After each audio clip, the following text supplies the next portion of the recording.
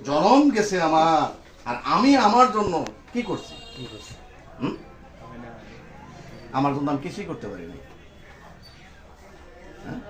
আজকে যখন বিয়া করে আমি নিয়ে আসছি বাসায়, গোলামের চাকরি আমি বহন করিলাম অথবা 40 বছর, 30 বছর, কারো 20 বছর,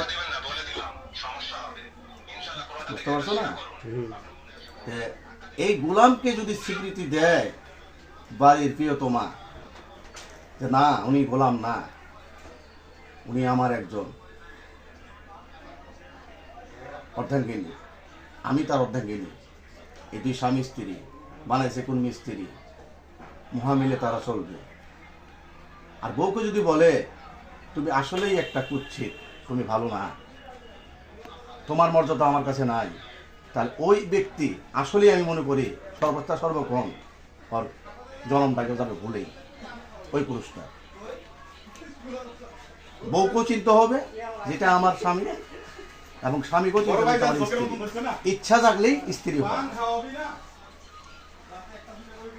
বুঝতে পারছো?